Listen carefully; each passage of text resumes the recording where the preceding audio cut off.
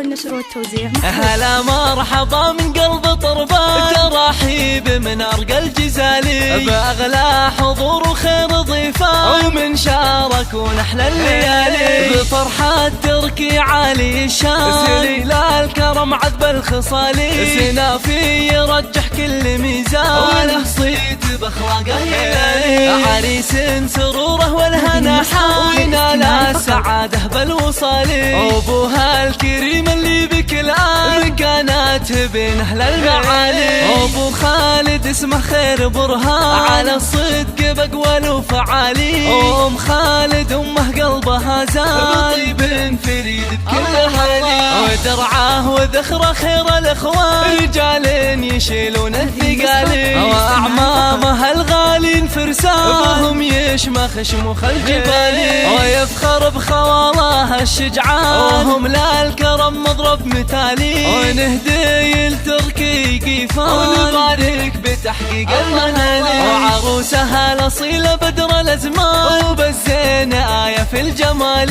أبوها وله في العز نشان، أبو محمد فخر للرجال، عسى أفراحهم من غير نقصان، ويسعدهم الله ذو الجلال، ونهدي لتركي قيفان، ونبارك بتحقيق المنالي.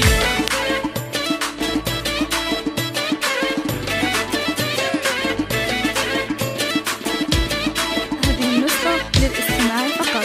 جميع الحقوق والنشر والتوزيع. هلا مرحبا من قلب طربان، ترحيب من أرقى الجزالي، بأغلى حضور وخير ضيفان، ومن شاركون أحلى الليالي، بفرحة تركي عالي الشان، سليل الكرم عذب الخصالي، سنافي يرجح كل ميزان، وله صيت بأخلاقه يلالي، عريس سروره والهنا حاينا لا السعادة بالوصالي، أبوها الكريم اللي بكل آن كانت بين أهل المعالي، أبو خالد اسمه خير برهان، على الصدق بقول وفعالي، أم خالد أمه قلبها زان، طيب فريد بكل حالي، ودرعاه وذخره خير الأخوان، رجال